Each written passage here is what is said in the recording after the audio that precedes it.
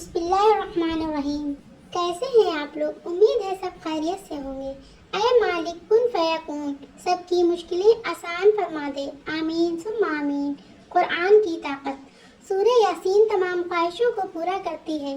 سورہ رحمان چہرے پر نور لاتی ہے۔ سورہ واقعہ رزق میں کشادگی لاتی ہے۔ اللہ کو راضی کرنا۔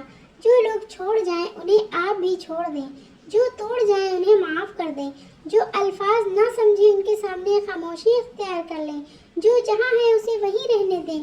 بس یہ یاد رکھیں کہ ہر کسی کو راضی کرنا آپ کے بس میں نہیں ہے اور نہ ہی ضروری ہے، بس اللہ پاک راضی ہے، یہی کافی ہے۔ 3 کام اللہ کو پسند: ٹوٹے ہوئے دلوں کو جوڑنا، دل نہ چاہتے ہوئے بھی معاف کر دینا، کسی کے گناہ پر پردہ کرنا۔ اللہ کو بتایا کریں، اپنے دل کی کیفیت اسے بتایا کریں کہ آپ کیا محسوس کر رہے ہیں، کتنی تکلیف میں ہیں۔ آپ یقین کریں وہ بہت پیار سے سنے گا، اس کے سامنے رو لینے سے ہی آپ کے دل میں سکون اترے گا، بے شک وہ دلوں کا ہمراز ہے۔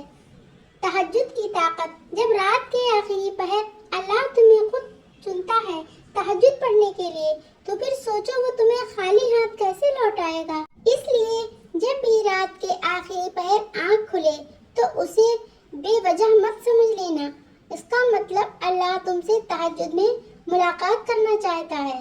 تہجد پڑھا کرو۔ حضرت علی رضی اللہ عنہ نے فرمایا، لا حاصل کو اگر پانا چاہتے ہو تو تہجد پڑھا کرو، کیونکہ جو نصیب میں نہ ہو سے تہجد کی دعائیں مقدر میں لے آتی ہیں۔ انسان نے کہا، میں تھک چکا ہوں۔ جواب آیا، لا تقنطوا من رحمت اللہ، خدا کی رحمت سے نا امید نہ ہونا۔ یا اللہ نہ مغرور کرنے والا مال دے، نہ مایوس کرنے والی غریبی۔ جب اللہ سے رابطے ہوں گے تو اندھیروں میں بھی راستے ہوں گے۔ رب ناراض ہو جائے تو روٹی نہیں چھینتا، سجدے کی توفیق چھین لیتا ہے۔ یا اللہ ہم سب سے راضی ہو جا۔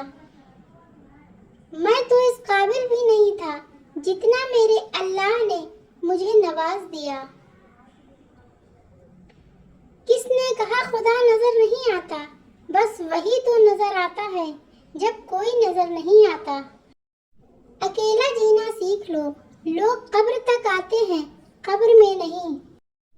کسی قبرستان کے باہر لکھا تھا، منزل تو تیری یہی تھی، بس زندگی گزر گئی آتے آتے، کیا ملا تجھے اس دنیا سے؟ اپنوں نے ہی دفنا دیا تجھے جاتے جاتے۔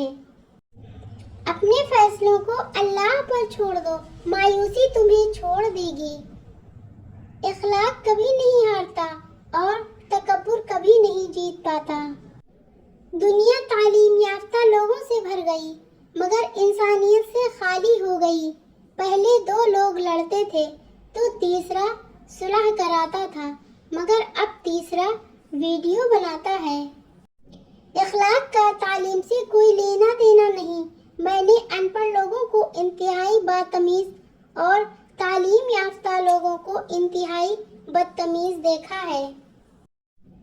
حضرت علی رضی اللہ عنہ نے فرمایا، اس سوچ کے ساتھ زندگی میں آگے بڑھو کہ اللہ نے یقیناً بہترین ہی سوچا ہوگا۔ ہمیشہ خوش رہا کریں کیونکہ یہ بہترین انتقام ہے ان لوگوں سے جو آپ کو اداس دیکھنا چاہتے ہیں۔ نصیب کا لکھا مل کر رہتا ہے، کب کہاں کیسے، یہ سب میرا رب جانتا ہے۔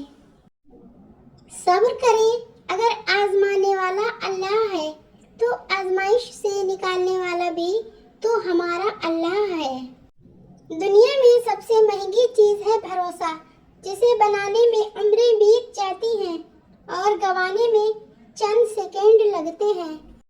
ایک دوسرے کی قدر کرنا سیکھیں، نہ زندگی واپس آتی ہے نہ لوگ۔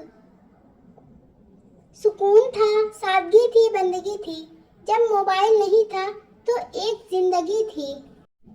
درود پاک اتنی تیزی سے انسان کے گناہوں کو مٹاتا ہے کہ اتنی تیزی سے پانی بھی آگ کو نہیں بجھاتا۔ اے اللہ مجھے شکر کرنے والا دل، ذکر کرنے والی زبان اور تیری یاد میں رونے والی آنکھ عطا فرما۔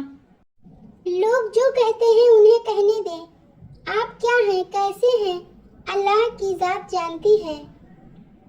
لوگ تم سے جو چاہے چھین لیں پر تمہارا مقدر نہیں چھین سکتے. محتاجی بہت بڑی رسوائی ہے. اے اللہ اپنے سوا کسی کا محتاج نہ کرنا. آمین. خود کو سب سے بہتر سمجھ لینا یہ ایک ایسی بیماری ہے جو انسان کو کسی قابل نہیں چھوڑتی. تکبر سے بچتے رہو کیونکہ یہی وہ پہلا گناہ ہے جس کے ذریعے اللہ پاک کی نافرمانی کی گئی. جو اللہ کو وکیل بنا لیتے ہیں وہ مقدمے جیت جایا کرتے ہیں. حسبنا اللہ و نعم الوکیل. غریبوں کی ہائے اور فارغ لوگوں کی رائے کبھی نہیں لینی چاہیے. غرور کس چیز کا جب مٹی میں ہی جانا ہے. اکیلے میں اللہ کو یاد کرو. پریشانی میں درود شریف پڑھو. اداسی میں یا حی یا قیوم پڑھو. خوشی میں یا رحیم پڑھو. اے اللہ مجھے شکر کرنے والا دل، ذکر کرنے والی زبان اور تیری یاد میں رونے والی آنکھ عطا فرما. آمین. اے میرے اللہ مجھے ہمیشہ ایسی عزت اور ایسی خوشی سے بچا جو تیری نافرمانی اور تجھے ناراض کرنے سے حاصل ہو. آمین. اے اللہ ہمیں دنیا اور آخرت میں خیر و بھلائی عطا فرما اور ہمیں جہنم کے عذاب سے محفوظ فرما. آمین. اللہ حافظ.